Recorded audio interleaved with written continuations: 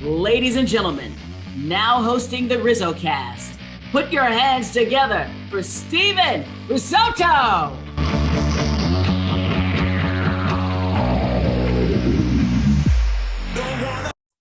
What is happening, everybody, and welcome. This is episode number 103 of RizzoCast. I'm Steven Risotto, and today we are joined by a very special guest, a former big league left-handed pitcher who played in parts of 3 seasons at the big league level with the Giants, Padres, Cubs, been with a few other organizations.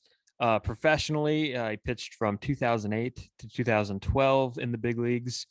It is Alex Hinshaw. Alex joins the show. Alex, how you doing? Welcome. What's going on, everybody? How are you, buddy? I'm doing very well. I mean, it's spring, the beginning of baseball season. It's a great time for everybody. The season still began, and that's kind of where I want to start with you. Do you still keep up with what's happening around the game? Are you still like watching any teams or players? Oh, absolutely, man. I mean, just because I'm out of the game doesn't mean I'm not a fan of the game anymore. I was trying to keep up as much as possible with, the lockout, and I still am familiar with a lot of guys that are still playing, so I follow them. Obviously the Giants are pretty near and dear to my heart, so I follow them pretty extensively. And I just like, keeping track of all the player movement, front office stuff. I don't know. I'm kind of a baseball nerd, I guess. Yeah, aren't we all? And also, you mentioned that you've been watching the game, I guess, the past few years, and since you got out of it, and you probably watched last year's Giants team. And there's a few things, not just with last year's team, but with across Major League Baseball, there's different trends from when you played. What are some of the big changes that you've noticed within the game? Maybe obviously there's been some rule changes, but maybe just the way the game's played. Is there any changes that you've noticed? I'm sure that's a loaded question. Outside of the pink elephant in the room with all the data and analytics movement and taking over the game, just the focus on kind of all of that with spin rate and, strategy with the shift and the 3 true outcomes and everything like that. It's a different game. And the one thing that really sticks out is that, the running game, I guess, has taken a back seat because nobody wants to give away a base runner or risk giving away a base runner. And now with the universal DH, I mean, a lot of the strategy is taken out of it. I mean, that's one thing that, I always brag about Boch from when I played with him, is that man knew how to put the most complex puzzle together in seconds. His mind just was on another level. And I think, the pitching aspect, especially for me, because I was a pitcher, that's kind of changed a little bit, where everybody is wanting to go 110 from pitch 1 to pitch 85 when they get taken out, right? So if they know they only have a certain window to work with, they want to give it every ounce of effort that they have. I mean, that's probably why I was a failed starter and became a reliever, because that was my mentality all the time. Like, if I'm going to get beat, I'm going to get beat with my best. I don't need to pace myself. I don't like doing that. I can't handle that. And I think that's really something. I think that's why injuries are on the rise. I think, people are like, hey, if he's going to try as hard as I can, then the hitter's going to try as hard as they can. So that plays into the, either hit it out of the ballpark, strike out, or walk. Mm-hmm. Yeah. And you mentioned an interesting aspect there. You mentioned, kind of being looked at as a failed starter. And that used to be the mindset for all these bullpen arms that we have. And, it used to be where if you're not the 5 starter, or if you struggle as the 5 starter, you get knocked and you get thrown in the bullpen.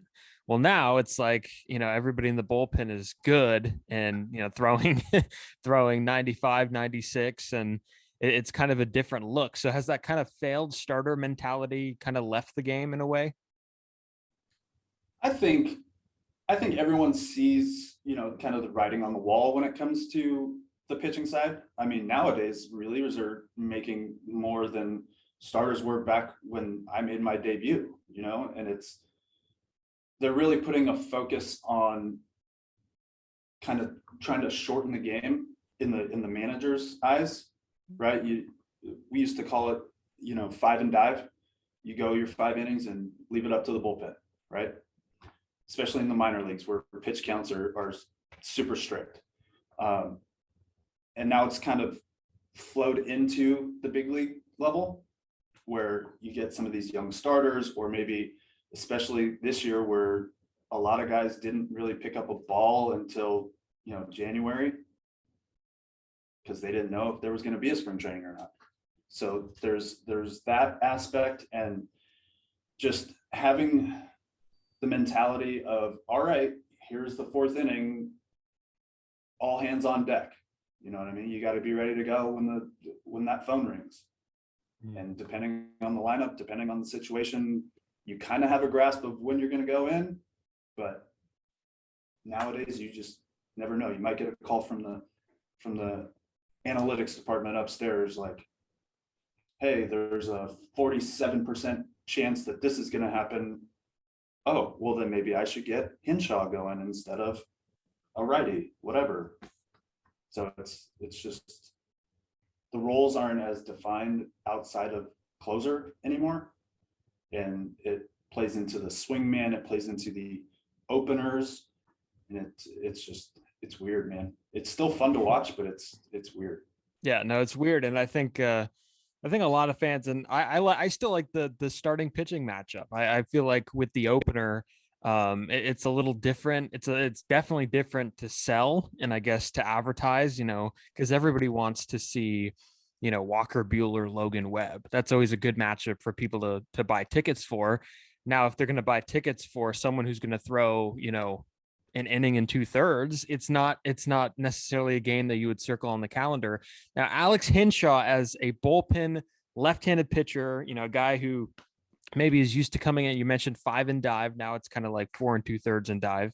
But if you were asked to, and I'm sure I'm going to get a default answer here, but say if Bruce Bochy or somebody came up to you and said, Alex, you're going to start the game today, would you be like taken aback, or like, obviously that didn't really happen back then, but what would be your reaction to getting the call to be the opener? Well, I'm sure some colorful language probably would have came out of my mouth first, and then maybe a slight bit of panic, and then adrenaline, and then I would probably think that either Rags or Boch were playing a joke. But or we're like on something. Yeah, like, is this a hidden camera show, or am I getting punked? What is this? But I think once it actually settled in, I mean, there's obviously a routine that I'm pretty sure most professional athletes have to get ready for a game, and you have to be mentally strong enough to be able to kind of just adjust the timeline and be adaptable to it. I mean, there were times where, perfect example was in spring training.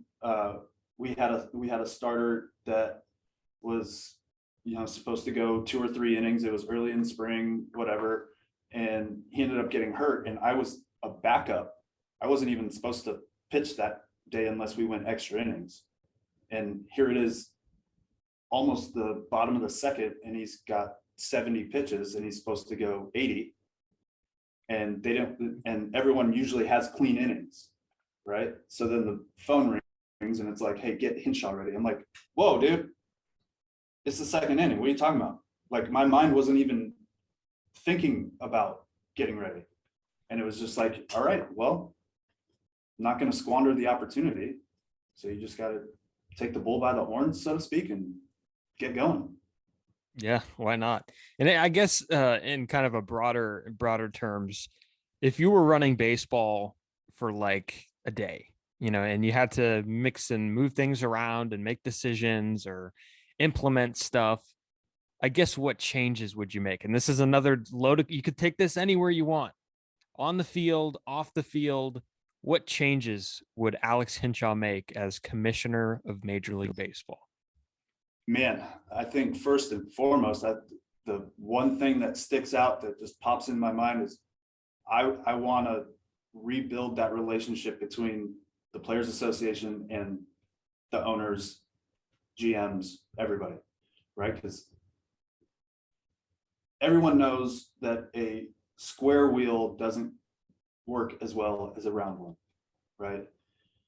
And if there's, I don't know, if there's anything that I wouldn't necessarily change. I think I would just try to improve that communication and just try to get on the same page as easily as possible, because I mean, I see it, I almost see it from three different angles. I see it from the player's perspective because I was one.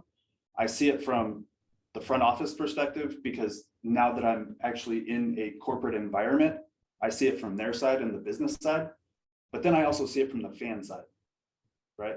I'm seeing the game that I love be put into jeopardy because two extremely powerful, intelligent, and just alpha groups are butting heads, where if you just, took a deep breath, calm down, here's what we want, let's meet in the middle, things could work out and be smooth. Yeah, and they were locked in a room at the end, and it finally ended up getting done. And I guess when the season started, the players were, and this is from CBS Sports, quote, players were greeted on opening day with gift boxes that contained headphones and a letter from Manfred. So, I mean, if you got headphones from the commissioner's office after a long lockout, would there be more colorful language? I could find some uses for those headphones, but Yeah. that could be a story for another time. I think it's tough, man. I get it. I've been in situations where people don't see eye to eye, especially being in sales now. Like I get it from the client side and I get it from the sales side. Like we both want two things to happen and we both have end goals that we need to meet. But how do we get there is where the disconnect is. I have my idea of how we're going to get there. You have your idea. Instead of trying to crash and then go forward, why don't we just merge like the freeway and go together? Right. And that's the hard thing, because like I said, you get two alphas in the same room, they're going to butt heads, and it's a lot like a clubhouse. But the cool thing about the clubhouse is, yeah, we can argue, we can fight, we can full on brawl, but at the end of the day, we're going to go out on the field and we're going to be pulling the same rope because we want the same thing. And we'll go have a beer and hang out after. Yeah, the brotherhood mentality is still very much there. Let's kind of get into your career now. I know you kind of have an interesting background. Your mother actually immigrated from Afghanistan. Is that right? Yeah. She moved to California when she was 17. That's so when did you kind of get to the age where you kind of learned more about that? Because I can't imagine, maybe you're told this as a kid and it kind of goes over your head. What age were you when you kind of first understood the significance of something like that with your family's background? Yeah, that's the thing. Like growing up, it was just it was normal to me, it was my family. I didn't think anything of it. I didn't realize that there was that much weight behind it until probably, I would say, late junior high, early high school, where some of our history classes started talking about it, and I was like, hey, I'm kind of from there, that's cool. But then I remember, I think it was either 2008 or 2009, one of my really good friends on the Giants was Brian Horowitz, and he made a comment. He was like, when do you think the last time somebody actually noticed that a Jewish person and somebody from Afghanistan were this good of friends and teammates? And I was like, why is that even a thing? Like, who cares? We're friends. Who cares? But then I can't remember who overheard it, but then all of a sudden we're literally doing an interview about it. It's like, to me, it's a source of pride because I know what people from that area have gone through. But on the other token, I am also half American from my dad's side. So it's like, I have two different levels of pride, and it's not something that I shy away from. Like if it's brought up, yeah, of course I'll talk about it. But as far as I'm concerned, if people like me because of me, it shouldn't matter where I'm from or what my background is or whatever. But I mean, just to know what my mom's heritage was like and what they'd gone through and what they overcame and how they actually went from being super successful and very prestigious in Afghanistan to being a very, very successful American citizen. I mean, 99.9% of my mom's family now lives in the US, and they're all US citizens, and they all have their own businesses. They all are very successful. They all, I mean, family holidays are not lacking in the gift department, if you know what I mean. They spoil my two boys like it's going out of style. So that part I do cherish. Yeah, and in baseball, I think it does relate because baseball is a very cultural game. I think more than some of the other American sports, and everybody's represented. So it's good to see even Afghanistan gets represented. Absolutely. there. Yeah, I'm waiting for the World Baseball Classic invitation. Let's go. Are you ready? When was the last time you throw? Hard? I don't know. I mean, every once in a while. So I actually work in radio now, but one of our primetime hosts has a brother who made a claim that he was going to play catch every single day for 365 days, all so he could get the Mariners to buy him tickets to a game, because he's a huge Mariners fan. So I caught wind of it just because I was listening to it, and I saw him walk by, and they were playing catch inside. And he had no idea who I was. He had no idea that there was a former big leaguer working here, nothing. So I go outside, I'm like, who said something about catch? And everybody's like, oh God, here we go. So we go outside, and I'm just tossing with him just so he can do it. And then he's like egging me on. He's like, all right, man, let one go. He's like, I don't want my arm to fall off, but okay. I haven't done this in a while. I let a couple go, and it felt really good. I couldn't tell you how hard it was, but it felt good. So if the opportunity arises and, Team Afghanistan calls and says, we're looking for, some representatives on the mound, would you hesitate? Not one bit. Just don't make me a starter. There we go. Yeah. So you could be a failed starter. I can blow it out for an inning. That's about it. Give me about 6 weeks. I'll see if I can break 85 again. Yeah, that would be a cool gig, and they can make you like a pitching coach too. So like you could do double duties. Yeah, player coach. There you go. Yeah, player coach for Team Afghanistan. Let's can't wait for it. Can't wait for the next one. And then of course, growing up in the San Diego area, I'm guessing you grew up a big San Diego Padres fan. What do you remember most about those Padres teams growing up? So technically, I'm from LA. So I call it the Bermuda Triangle of Southern California, because we're the city I grew up in. The border of Orange County butts up against it. The border of LA County butts up against it. Some of Riverside County, some of San Bernardino County. It's in an odd spot, right?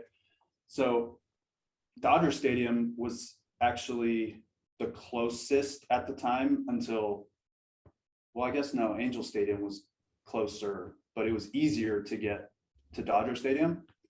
So my first couple games were actually at Dodger Stadium, and I remember I was probably 9 or 10 and went and saw Dodgers Padres, and I was sitting along right field line, and I fell in love with the colors, right? Because I love the color blue, whatever.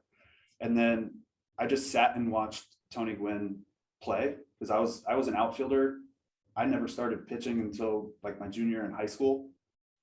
So I was always paying attention to left-handed outfielders and how they played the game. Obviously, Ken Griffey Jr., big one, and Tony Gwynn. So I actually fell in love with Tony Gwynn because he was probably one of the nicer big leaguers that I have come across as a kid. And then after that, I was watching him, and then I started actually paying attention to people like Caminiti, all the way to like Steve Finley, Greg Vaughn, and then it just started progressing. And then I actually went to game 4 when they got swept by the Yankees in the World Series, and actually bumped into Reggie Jackson. Randomly. Like, I stood in line for kettle corn for probably 20 minutes, and I was so jacked that I got this big bag of kettle corn, and I turned around real quick and I ran into this dude, and kettle corn everywhere. And I was so mad. And I was so frustrated. And I'm looking at this kettle corn on the ground, and I pick my head up and I go, "Oh God, you're Mr. October?" He's like, "Oh my gosh, I'm so sorry. Can I buy you another bag of kettle corn, this and that?" And I'm like, "No, I'm good." He's like, "Well, can I get you anything?" And I was like, "Can you just sign my ticket?" And he just signed it and went about his way. And I was just like trying to find the first closest friend that was with me. Like, "Dude, did you just see that?" And it was awesome. But yeah, and then strangely enough, I got to play for Tony in college. And I mean, to this day, if anybody were to ask me, he's top 5 greatest human beings that I've ever interacted with. Yeah, you ran into a few of those guys like later in your career, obviously playing for Tony Gwynn at SDSU, and then Bruce Bochy, who was the manager of those teams. You ended up playing for him. So And Flan. And Flannery as well. Yeah. So all those guys had the San Diego connections you ended up kind of running into. Yeah, it's kind of weird how things work out that way, like as a little kid, you would just assume that I'd be a Dodger fan, and somehow I fell in love with the Padres. And then throughout my life, I just keep running into these ex-Padre people, and they become integral parts of my life somehow. And it's just weird how things line up like that. And you mentioned that you like the color blue, and maybe the Padres kind of shade of like whatever blue that was. Do you like their uniforms now with the brown and the kind of the yellowish color? Oh, I dig it. Yeah. Because I remember when I played for him in 2012, we had like this decades throwback. So we had four different throwbacks, and it was for each decade. And when they brought out the mustard and the what brown, oh buddy, you better believe I somehow snuck one of those into my bag. Yeah, there you go. And then of course on the Sundays, didn't they have the camo jerseys? Oh, they're sweet. The story behind why they wear them, and then we actually had the digital camo when I was there in 2012. And buddy, there's nothing cooler than walking out on a Sunday in a clear San Diego afternoon, feeling the warmth of the sun on your skin, wearing those unis, seeing the military on the field. Like, you can't make that up. You can't write a story better than that, man. It was special. Yeah, and a big military city. So yeah, they definitely honor the military really well down there in San Diego. Did you ever get the chance to play? Did you cross paths with Tony Gwynn Jr. at SDSU? Yeah, so we actually worked out a couple off seasons when I was still down in San Diego. We still keep in touch every once in a while.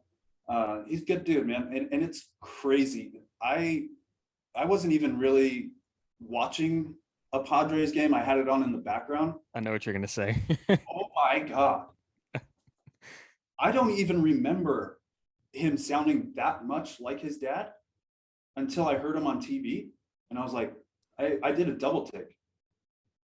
And I thought it was like a pre-recorded thing. No, it was Junior. And I was, what? Yeah. Okay. Hey, TG. Hey, weird. Yeah. And he's really good too. He's really good at breaking down the game. but no, it's cool that he's kind of following in his dad's footsteps, in the context of staying within baseball. So I think that's pretty cool that he's doing that for sure. It was definitely very awkward having to face him. Yeah. Especially because one of the first times was in San Diego, so his dad was there. And obviously I want to impress my coach now that I'm in the big leagues, right? But yeah, that was awkward. Yeah, and getting to the big leagues for you was interesting too. I mean, you were drafted like 4 times. Giants drafted you 3 times, and I know that was kind of the era of. I'm just gonna throw out and guess the whole draft and follow or whatever it was called. Once out of high school, once out of junior college, once out of SDSU by the Giants. That is. Why did the Giants like you so much? What was kind of the connection that you had with people from the San Francisco organization? That's the $1 million question, my friend. Out of high school, I mean, I'll be the first to admit I was super raw. Like I said, I had just kind of started pitching. They liked the way my arm worked, I guess, because I remember when the scout actually came to see one of my best friends pitch, and I was playing center field during a tournament, and then he ended up going the whole game, and I didn't end up pitching, but I threw out a couple guys at the plate from center field, whatever, and then he came back because my buddy was actually a 2-way player, so he wanted to see him hit, and I ended up pitching. And we were playing catch before the game, and the scout came up and asked me, and he was like, your arm's not sore at all? Like your arm works pretty good. And I was like, I don't really get sore. And he's like, okay. That was the entire conversation. That was all I ever heard. And then I got like the little postcard where you fill out your information about, height, weight, hometown, grades, whatever. Never had another conversation with the Giants. Didn't even think anything of it. I was more worried about going to college to play. And then here we go, 28th round. Heard my name, and I was like, what? That's cool. Then it was a completely different scout out of junior college. And kind of same thing, like not a lot of conversation, just a lot of head nod and questions, and there's another one. Yeah.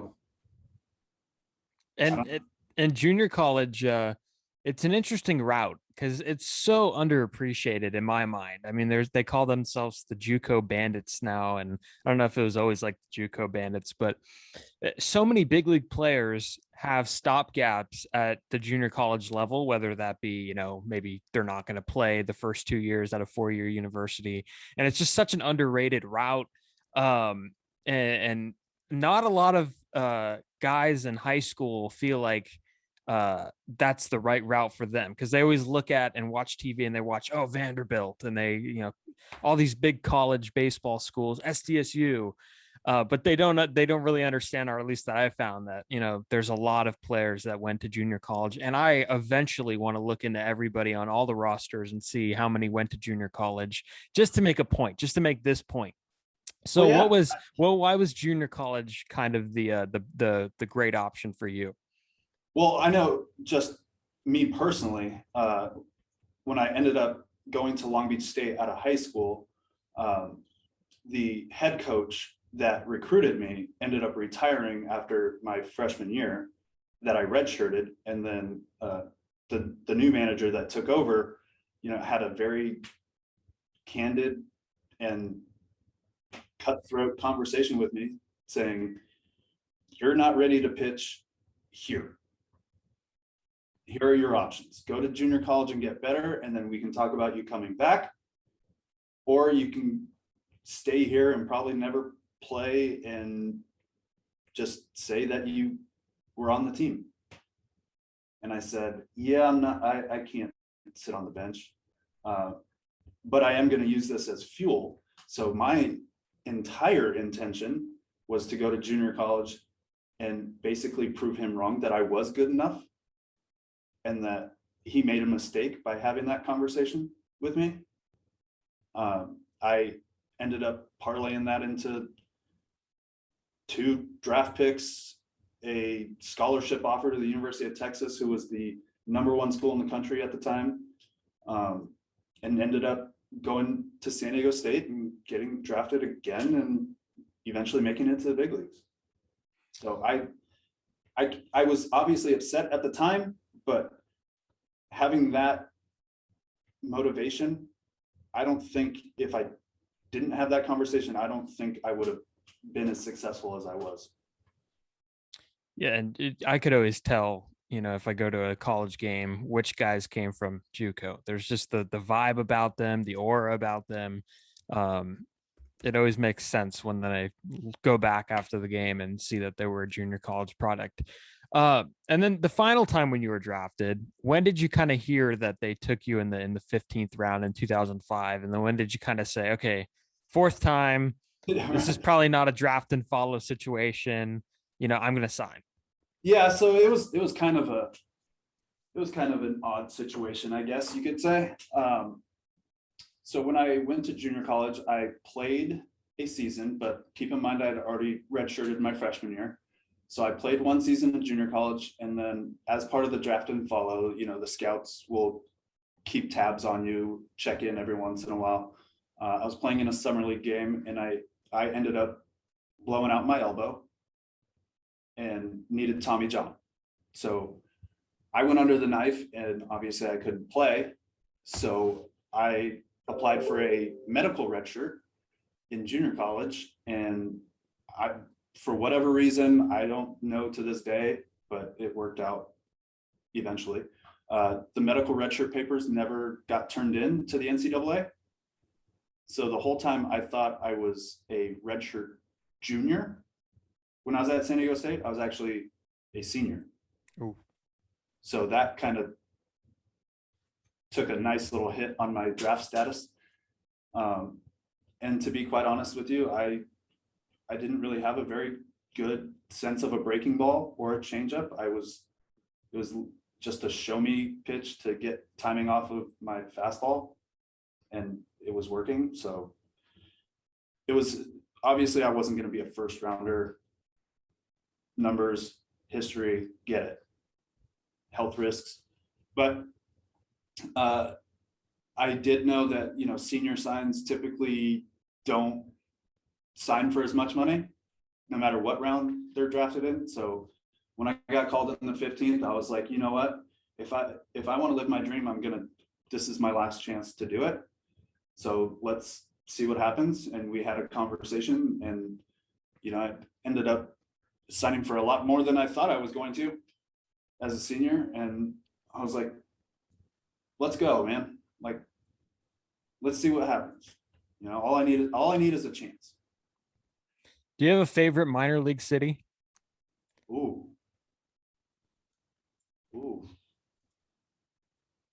Damn, nobody's ever asked me that. The one that sticks out the most is I really liked Memphis, just because the food was so good and the vibe and the scene was awesome. I liked Durham.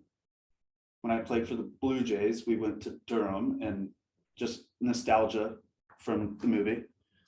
Other ones that stick out, I mean, San Jose, just because I played there and I've met some of the most awesome people ever. My host family was awesome. The Who's were more than accommodating.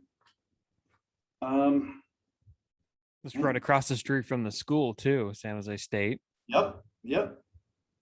It was a fun time. Now, did they have those? Because they have them now. When you played in San Jose, did they have those like the shenanigans they had in between innings with the beer batter? Oh yeah, we had the super fans. Yeah. And the little car that comes out in the corner and you have to hit the headlight out. That was one that they had. Yeah. We had all those, and that fan base is awesome. Especially for how close it is to San Francisco and everything. It was great. They came up with nicknames for all of us, and they would make T-shirts for us and everything. My nickname was the Dentist because apparently I led the league in hit batsmen. So they called me the dentist because I wasn't afraid to drill you. There you go. I haven't heard that term. The dentist. That's an interesting one. Noticeably missing from your list of from your probably not really, off the top of your head list of minor league cities, Fresno. And I don't know if I blame you for leaving that one off. No, I liked Fresno, man. I actually, one of my really good childhood friends ended up becoming a firefighter out there. Literally, I think it was either 2007 or 2008 that he ended up moving up there to be a firefighter. So it was awesome when I ended up going to Fresno. At first, I won't lie, I drove in there and saw the hotel and I was like, this should be fun. I might need to not walk home by myself, but this should be fun. But no, man, he literally let me live with them. He opened his home to me and my now wife, but we weren't married at the time. And it was a great experience, man. That front office was awesome. The city really took care of us. It was a great place to play. It was just really hot. Yeah, Fresno definitely really dry. And one guy who didn't spend a lot of time in Fresno, but I know that you had a front row seat to watch him. Tim Lincecum was one of the greatest pitchers in that era. I literally just got the chills when you said his name. Tim Lincecum. And the funny thing is that he's so beloved here, but he's such a hard guy to keep in contact with. And the organization tries really hard at trying to bring him back to stuff.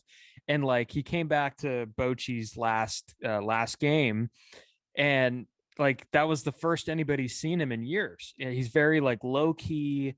But what was it like getting a chance to watch this guy kind of on a day in, day out basis? Oh, Timmy's one of my guys, man. I love that guy to death. We actually met in 2006 when he came to San Jose. And the first time I ran into him, like you just see this kid run out for BP, shagging fly balls on a day that he's supposed to start. And I'll be the first to admit, I was just like, whose kid is that? Like, is this one of the bat boys? Like, who is this? And ended up talking to him. And then I was starting at the time. So I was doing the chart behind home plate, and everyone was like, oh, this guy throws 100, he throws a 88-mile-an-hour curveball that falls off the table. And I'm just like, this little kid? I was like, all right, let me see. And I'm doing the gun chart, right? So he comes up for his first inning, and I'm not kidding you, first pitch is just 96 on the black. And I'm just like, oh, that's different. Like, it looked and sounded different. And I was like, 96, okay. Second pitch, throws a fastball, and even from behind home plate, you could see it kind of take off, and the guy missed it by like 6 feet, and it said 98. And I go, okay, all right, that's pretty cool. And I could see him kind of like looking to see if I had a reaction. I don't know if he was doing it on purpose. I never asked him, but then he throws this bastard breaking ball where just like, I don't know how our catcher caught it. Our catcher was Todd Jennings at the time, who was actually my catcher in college. And then whatever, just 7 degrees of Kevin Bacon. So then he gets out of the inning, and little thing about Timmy is he sweats like nobody I've ever seen before. So I'm going inside to the clubhouse to refill my water or whatever, and he's in there and he's changing his undershirt because it soaked from the first inning. And I made a little snide comment. I said, I thought you threw hard. And he goes, what do you mean? And I was like, I thought you were like 92, 93. And he goes, really? And that was it. And I just walked out. I just left it at that. Oh, man. I had no idea. He came out. I'm not kidding you. Next 3 pitches, 98, 99-101. Wow. So you had something to do with his rise in velocity. Yeah, right. No, it was in the tank. He wasn't. No. And then, of course, me being stupid, we became very close friends. And the next time we went out to play catch, he needed a catch partner. And that was the one and only time I would ever, to this day, play catch with Tim Lincecum. My catch partner in the big leagues was Brian Wilson, and he threw very heavy and very hard, and he threw cutters, and he's actually a very good knuckleball thrower. And he would always mess around, and I play catch with him every day. Totally fine. I would rather play catch with R.A. Dickey, Brian Wilson. Hell, I'd rather play catch with Aroldis Chapman than play catch with Timmy, because it is so unassuming. It gets on you so quick. There isn't a better nickname for somebody than the Freak. And I love that man to death. He's so unassuming. He's actually really funny and really smart and goofy. And we got along so well. I had nothing but awesome things to say about him. Yeah, and he was known for being very superstitious too. I mean, he was known for eating the In-N-Out burger in between starts or before starts. Were you ever superstitious? Like, maybe not like that, but were you ever superstitious at all? You know, or I guess how many ducks swim in a circle? Yeah, exactly. Oh how many players did crazy things? Did you take part in any of that? I mean, they didn't seem crazy to me, but maybe to other people it might have been crazy. I mean, I always got dressed the same way. Always kind of did my routine the same way. If things were going well, I didn't want to change anything. And if things went bad, I was the first to switch it up. Like Timmy and I actually here's back to Timmy. Here's how weird we are. We actually started growing our hair out at the same time, right? And it was a race to see who would cut it first. I actually got sent back to Fresno after a few weeks in the big leagues in 2009. And I ended up blowing a save. And the first thing I did was, I'm done with my hair. Cut it off. Obviously, Timmy didn't, and it became those lovely flowing locks of his. And that's how superstitious I was. I was like, it's the hair. I got to switch it up. Yeah, the hair. And I guess jumping to kind of later in your career, you played on numerous independent league teams. What is the vibe in independent baseball? Is it all fun and games? Is it guys trying to resurrect their career? Is it a blend of both? All the above. So was it a good time down there in the independent leagues? I had a blast, man. The first time, or first couple teams, I should say, that I was on, it was more of a struggle for me, because I was going through the dreaded thing that nobody likes to talk about, was the yips, right? I had no idea where the ball was going, and it was very frustrating for me to not be able to perform at the level that I knew I was able to perform at. And I couldn't handle the fact that I was putting my team at a disadvantage by them throwing me out there just to try to figure it out.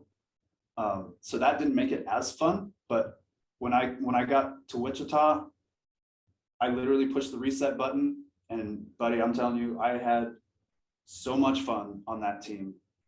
It was just, everybody was there to get better. Everybody was hanging out with each other outside of the field. Everybody was friendly and loving, and like joking around in the clubhouse, pulling pranks, and that's what baseball is. It's a game. It's supposed to be fun.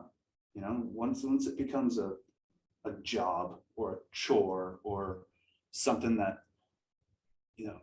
just consumes you with frustration and anxiety, buddy, that's not the place you want to be. Yeah, not transitioning into the business world, as you mentioned, working in radio. What are you up to now? What is I guess Alex Hinshaw doing now with his life? Yeah, so right now I actually work for a company called Odyssey. They are a digital and radio company, podcasting, pretty much anything under the sun when it comes to marketing. But here locally, I live out in Oregon, a little suburb called Beaverton, Nike headquarters. We have 7 radio stations here. And yeah, I basically do sales for them. Account executive, I guess, key account executive is my official title. But no, it's super cool. I get to,